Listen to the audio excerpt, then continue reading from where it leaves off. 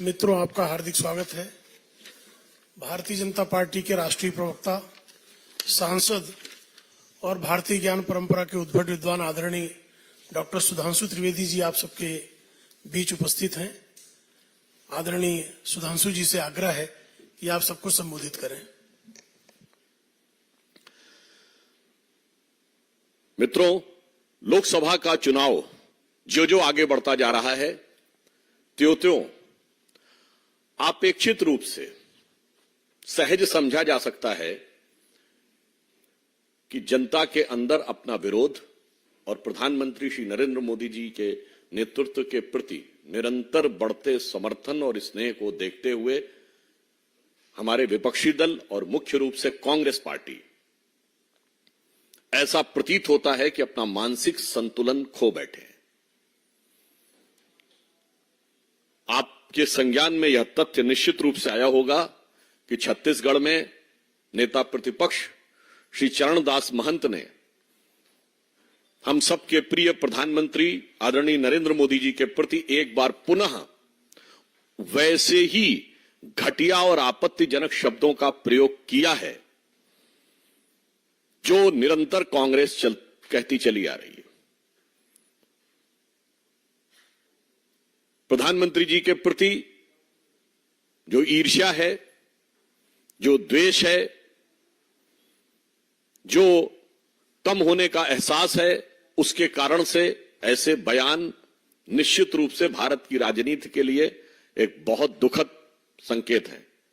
बताइए, उन्होंने ये कहा कि मोदी जी के से मुकाबला करने के लिए एक ऐसा व्यक्ति चाहिए जो लाठी मारकर उनका सर फोड़ सके। मैं पूछना चाहता हूं, ये मोहब्बत की दुकान से कौन कौन से फरमान हैं?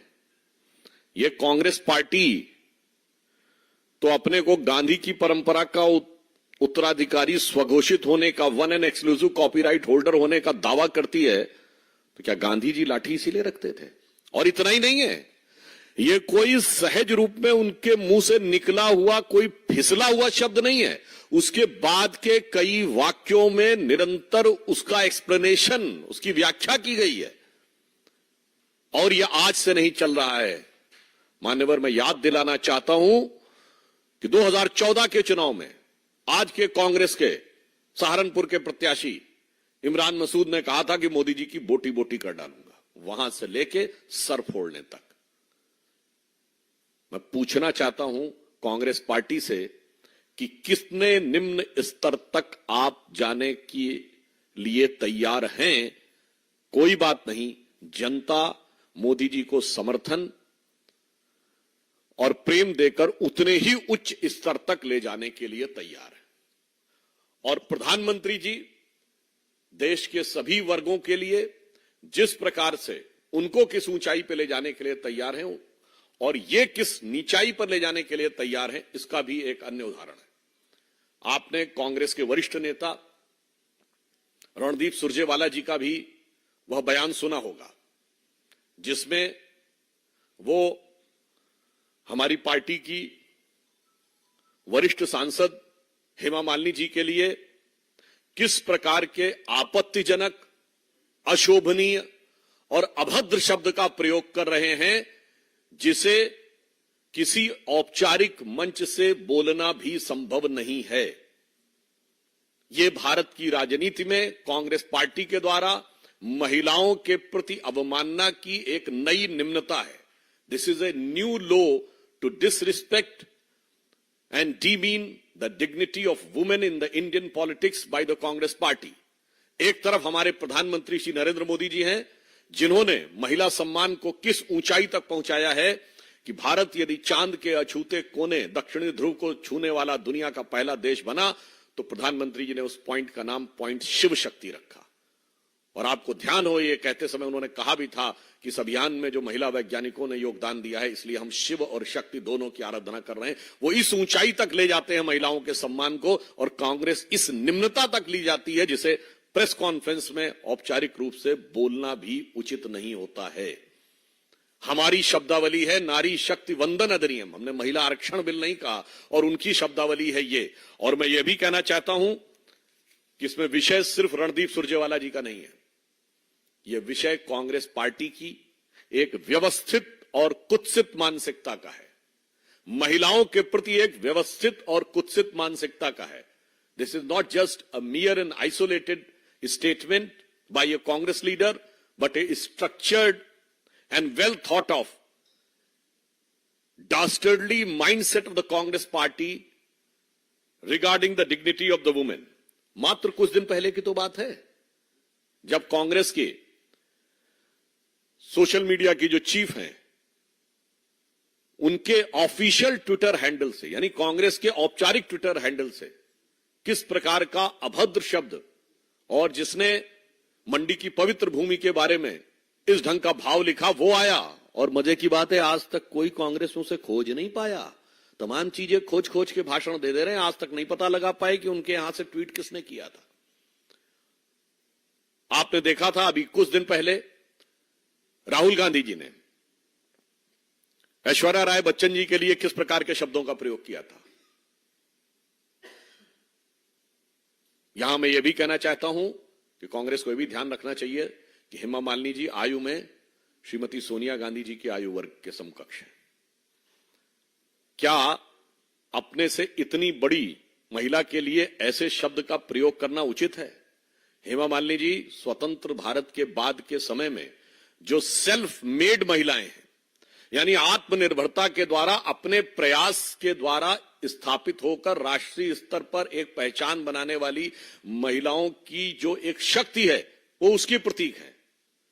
वो किसी अनुकंपा से बनी हुई प्राप्त की हुई क्षमता की प्रतीक नहीं, अपनी क्षमता से महिला क्या स्थान बना सकती है उसके प्रतीक है। और हमारी पार्टी में निरंतर उसी महिला शक्ति को आगे बढ़ाने का प्रयास किया जाता है। परंतु कांग्रेस पार्टी के लिए मैं याद दिलाना चाहता हूं, कितनी बातें कही जाएं। राहुल गांधी जी ने, आपको यदि याद हो, 10 अक्टूबर 2017 को कहा था कि आरएसएस की शाखाओं में छोटे छोटे कपड़े पहन के महिलाओं को कभी देखा है क्या? ये छोटे कपड़े शब्द का क्या तात्पर्य था? राहुल गांधी जी का बड़ा प्रसिद्ध बयान है, आप याद करिए, कि लोग मंदिर जाते हैं छेड़खानी करने के लिए, यानी सनातन धर्म, हिंदू धर्म के पवित्र स्थान को के साथ महिलाओं के अपमान की बात को जोड़ने का प्रयास करना। अभी हाल ही में आपने संदेश खाली के बारे में तो देख ही चुके हैं। यहां तक कि दिग्विजय सिंह जी का वो बड़ा प्रसिद्ध और कुख्यात बयान आपको ध्यान होगा, जो वो अपनी ही पार्टी की एक महिला पदाधिकारी के बारे में उन्होंने कैसा आपत्तिजनक बयान किया था। अभी पिछले वर्ष की तो बात है, कांग्रेस के वरिष्ठ नेता राजस्थान में शांति धारीवाल जी, जो ये कहते हैं, जब ये बात आई कि एनसीआरबी के डाटा के हिसाब से राजस्थान में सर्वाधिक रेप होते हैं, तो कहते हैं कि इसलिए होते हैं कि राजस्थान मर्दों वाला प्रदेश है। ये घृणित मानसिकता है महिलाओं के बारे में। याद करिए, शशि थरूर जी ने 19 नवंबर 2017 को जब मिस वर्ल्ड का खिताब मानुषी छिल्लर को मिला था, तो ये मजाक उड़ाया था कि चलिए इस समय हमारे चिल्लर को भी मिस वर्ल्ड का खिताब मिलने लगा। ये अपनी क्षमता योग्यता से वैश्विक स्तर पर स्थान बनाई हुई एक युवा महिला के बारे में उनकी टिप्पणी थी।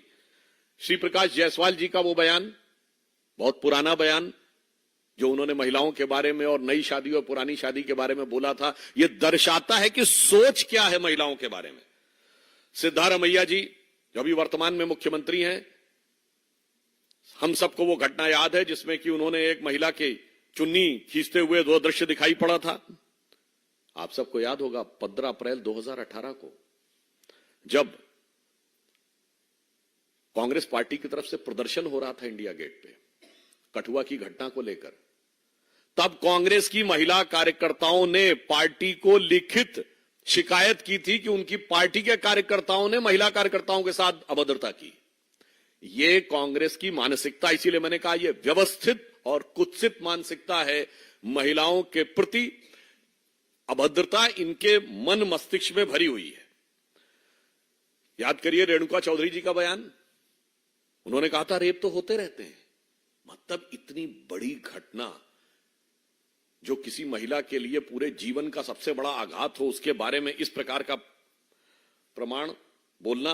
25 जून 2018 को छत्तीसगढ़ में एनएसयूआई की एक कार्यकर्ता ने एनएसयूआई के तत्कालीन अध्यक्ष के ऊपर आरोप लगाया कि वो उन्होंने उनके साथ अभद्रता और यौन शोषण करने का प्रयास किया।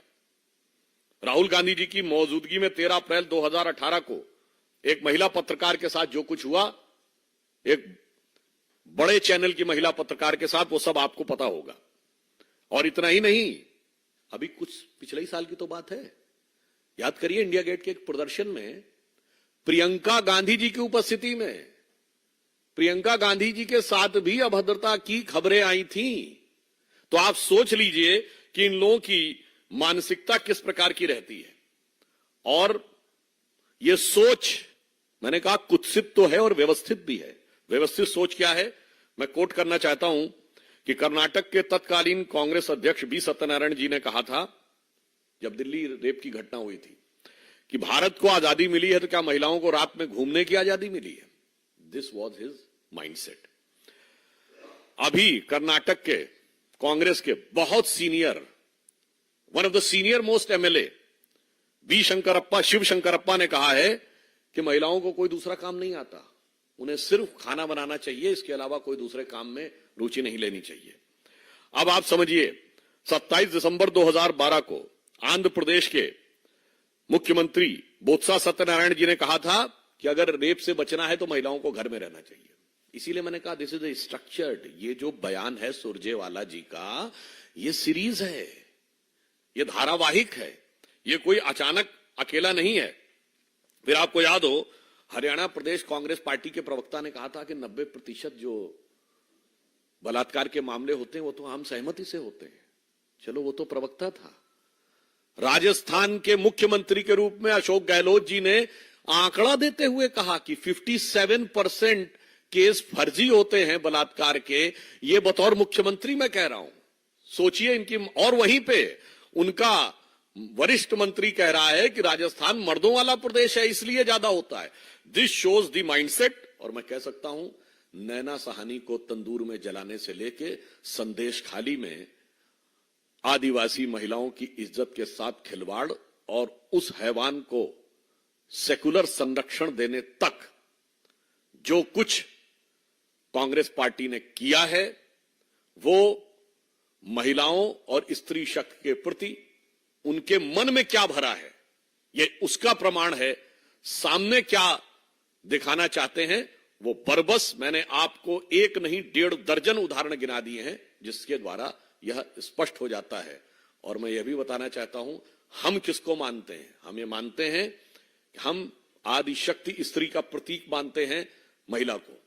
वैसे तो एक दूसरे नजरिए से मैं कह दूं, इनको तो कहीं पर महिला शक्ति का उदाहरण आ जाए तो वो भी गले के नीचे नहीं उतरता है। फट से अगर कोई राजनीतिक हित दिखे तो किनारे कर लेते हैं। वंदे मातरम का जो पूरा गान था, जो पोर्शन कांग्रेस ने हटा दिया था, जो उनके यहां नहीं गाया जाता, हमारे विचार परिवार में गाया जाता, उसमें क्या लाइन है? अबला केनोमा तो बोले बहुदल धारणी रिपुदल वारणी, भुजये तुमिमा शक्ति शरीरे बहुते शक्ति, भुजये हृदय तुमिमा भक्ति। हम तो भुजा में शक्ति रिपुदल वारणी उस रूप में स्वीकार करते हैं, आपको स्वीकार नहीं होता है। इसलिए मैं कहना चाहता हूं, इस विषय के ऊपर देश की जनता इसे देखे और निश्चित रूप से जो अपमान और अवमानना की गई है, निरंतर की गई है, व्यवस्थित रूप से की गई है, उसका संगठित रूप से जवाब इन चुनावों में देश की जनता देगी, ये मेरा अनुरोध है। अब श्री प्रेम शुक्ला जी अपना विषय रखेंगे। मित्रों, बीते सप्ताह आदरणीय प्रधानमंत्री और आदरणीय विदेश मंत्री जी ने कच्छ तीऊ के संदर्भ में बयान दिया था। उस समय कांग्रेस पार्टी के तमाम नेता वृथा प्रलाप कर रहे थे।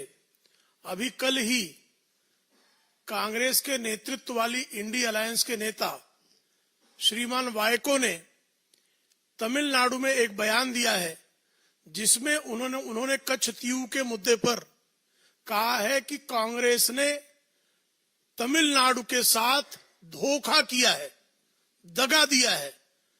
स्वाभाविक तौर पर कांग्रेस के बारे में अब उनके गठबंधन के साथी ही, जिनको कांग्रेस अपना सगा कहती है, वो भी कह रहे हैं कि कांग्रेस ने तमिलनाडु को दगा देने का काम किया है।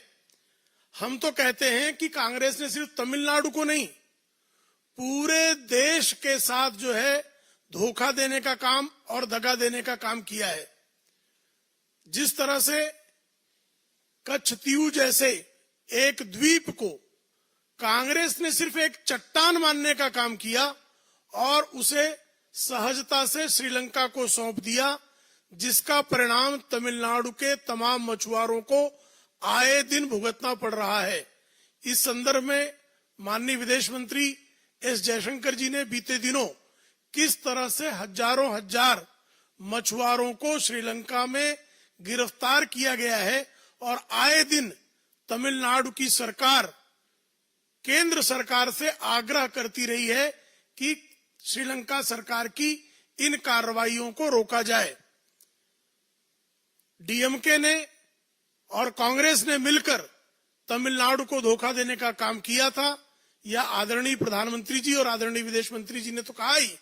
अब जब उनके इंडी अलायंस के साथी भी यह कह रहे हैं कि तमिलनाडु को धोखा देने का काम कच्छ तीऊ के मुद्दे पर हुआ है, तो अब कांग्रेस और उनके नेताओं को और तमिलनाडु के मुख्यमंत्री श्रीमान एमके स्टालिन को इस मुद्दे पर जवाब देना चाहिए कि कच्छ तीऊ के मुद्दे पर उन्होंने तमिलनाडु की जनता के साथ धोखा क्यों किया, यह स्पष्ट करने की आवश्यकता है।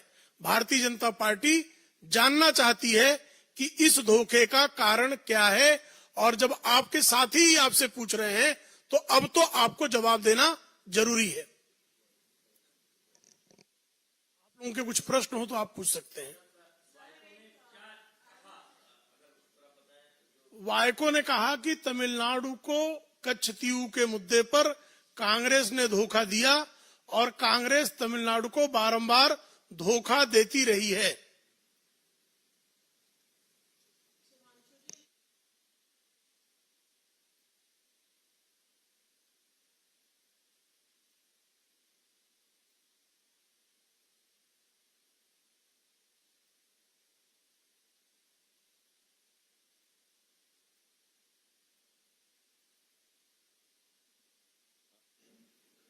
हिंदी में अच्छा, पहले इंग्लिश में बोल देते हैं। Whatever Mr. Gaurav Vallabh has said, that the party, means Congress party, seems to be inclined towards one religion, it is not his statement. You remember after the devastating defeat of 2014, they themselves formed an A.K. Antony committee, headed by then senior most leader A.K. Antony.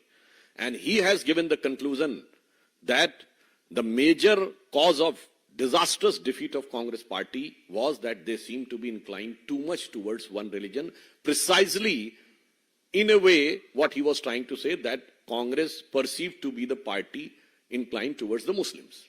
That's why the rest of the communities, because I want to say that Mr. A.K. Antony himself was from the minority community. This, I am underlining this fact. So whatever Gaurav Vallabh is saying, from the senior most leader to younger leader, they are saying the same thing. Another thing, Mr. Gaurav Vallabh, to the best of my knowledge, is a professor of finance from Xavier XLRI, one of the reputed institute. अब जो थोड़ा बहुत भी समझदार होगा, उसको कांग्रेस की किसी चीज में समझ आएगी। आप स्वयं समझ सकते हैं। ये राहुल गांधी जी जो पूरे देश को समझा रहे थे, मतलब अपनी पार्टी को जो समझा न पाया, देश को वही समझाता हूं, ये उनके लिए बहुत सटीक और उचित बैठता है। और ये एक सहज स्वाभाविक बात है। एक के बाद एक कांग्रेस से जिस ढंग से लोगों का मोह भंग हो रहा है, वैसे एक बात मैं कहना चाहूंगा, कांग्रेस ने बड़े युवा नेता को एक लिया था और उस युवा नेता से कांग्रेस में पार्टी के ऑफिस में प्रेस कॉन्फ्रेंस कराई थी और उसने कहा था कांग्रेस डूबता जहाज है, मैं उसको बचाने के लिए आया हूं। अब पता नहीं आने के बाद बच रहा है कि डूब रहा है, ये तो सबको दिख रहा है।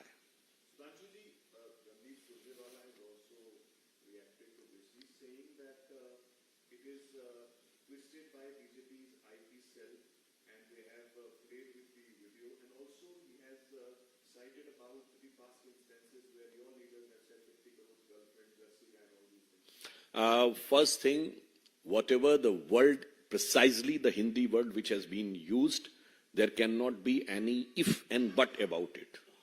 That is a very derogatory word, particularly when you use in the context of a woman. And I have already cited out, it's not the question of just one statement of Randeep Surjewala. It's a series of around more than a dozen statements or 1.5 dozen statements I have quoted over spanning over the period of 1 decade. that the Congress have used this. And whenever they have used this, they have categorically spoken to the principals. अभी तो उनके साथी दलों के तो बोले ही नहीं है कि लड़कों से गलती हो जाया करती है. आजम खां खड़े होके बोले थे, चेयर पे बैठी हुई, मतलब स्पीकर की चेयर पे बैठी हुई महिला से अभद्रता की थी उन्होंने. याद हो आपको, रमा देवी जी बैठी हुई थी और कह रहे हैं आपसे तो मैं चेहरा नहीं हटा सकता. एंड 3 दिन तक माफी नहीं मांगी थी. And all were sitting with them. इसलिए again I want to reemphasise, this is not the question of one statement for which they can take an alibi of that it was prefixed to this and suffixed to this. There is a structured, dastardly mindset demeaning the respect and dignity of women, which has been there in their inherent tendency.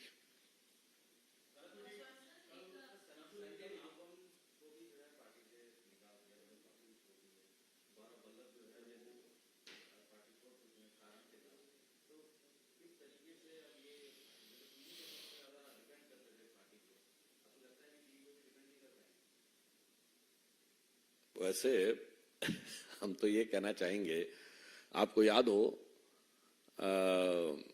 Gaurav Vallabh जी का एक बड़ा dialogue famous हुआ था ना, zero वाला, हमारे प्रवक्ता के साथ. अब वो जीरो क्या है उनको समझ में अब आया है. राहुल गांधी की संगत में जो रहेगा वो जीरो क्या है, वो थोड़ा भी समझदार होगा बहुत जल्दी समझ जाएगा. तो मुझे लगता है कि शायद उनको अब जीरो का अनुभव पूरी तरीके से हो गया हो.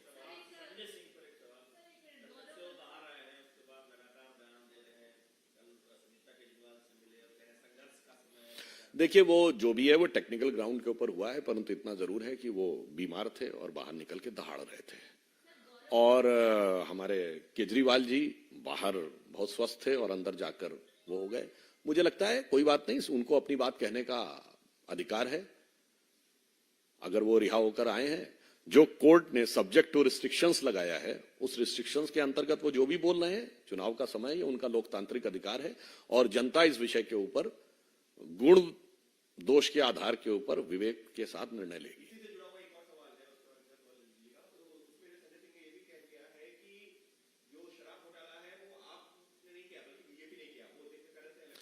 वैसे संजय सिंह जी जिस जोशो जुनून के साथ बोल रहे थे, उनका एक दूसरा वीडियो भी तो अवेलेबल है, पुराना वाला, उसी जोशो जुनून के साथ. समाजवादी पार्टी एक परिवार की पार्टी, लालू प्रसाद यादव की पार्टी एक परिवार की पार्टी, एनसीपी एक परिवार की पार्टी, डीएमके एक परिवार की पार्टी. से क्या, कोई बात नहीं. वक्त के साथ बदले बदले सरकार नजर आते हैं, मगर सरकार बनाने वाले लोग बहुत समझदार नजर आते हैं.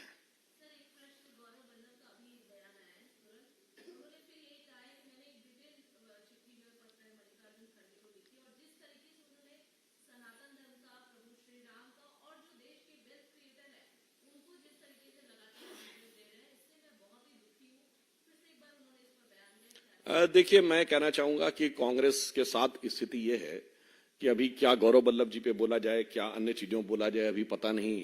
अभी तो बहुत समय बाकी है चुनाव में. परंतु जो मुद्दे उठे हैं, ये कांग्रेस की जो राजनीतिक सोच है आर्थिक विषयों को लेकर, उस विषय के संदर्भ में उनके यहां आर्थिक विषयों के जानकार क्या सोचते हैं और राहुल गांधी बाहर आकर क्या बोलते हैं, उसका जो विरोधाभास है वो इस बात से जरूर स्पष्ट होता है.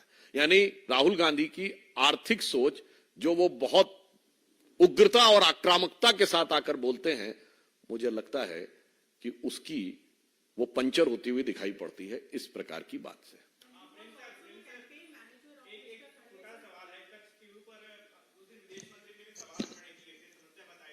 जी नहीं, भारतीय मछुआरों की समस्याओं का समाधान तो हम निश्चित तौर पर चाहते हैं. और ये समस्या जो है वो किस कारण हुई है, ये आदरणीय प्रधानमंत्री जी ने स्वयं बताया है, विदेश मंत्री जी ने बताया है, और बारंबार जो है तमिलनाडु की सरकार केंद्र सरकार को पत्राचार में भी ये इंगित करती रही है.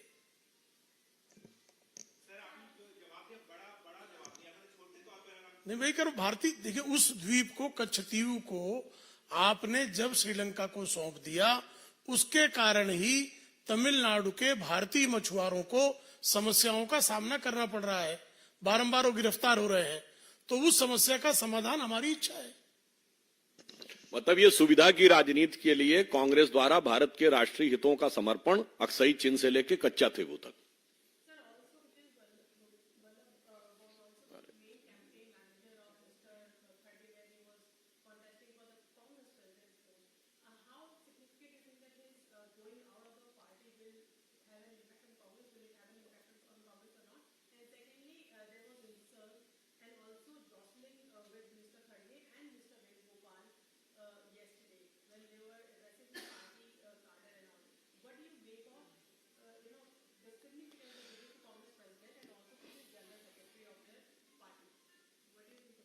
देखिए, मुझे लगता है कि we are discussing too much on Congress party, और अभी तो उसके अंदर क्या क्या निकलेगा तो एक ही लाइन में समराइज कर देता हूं। जो कांग्रेस का अभी इलेक्शन में जस्ट पास्ट है, प्रेजेंट है, और जो इमीडिएट फ्यूचर होने वाला है कि कभी खुद पे कभी हालात पे रोना आया, बात लिखनी तो हर एक बात पे रोना आया। तो किस किस बात का कहां तक जवाब दिया जाए, ये उनका अंदरूनी मामला है। अंदरूनी पीड़ा रह रह के उभर के सामने आ रही है उनके कार्यकर्ताओं की, मगर इसके बावजूद भी कांग्रेस के नेताओं को नजर नहीं आ रही है। तो उसके लिए मैं वो वाक्य रिपीट करना चाहता हूं जो माननीय प्रधानमंत्री जी ने सदन के पटल पर बोला था कि तुम्हें तो इसका यकीन ही नहीं है कि तुम्हारे पैरों के नीचे जमीन ही नहीं।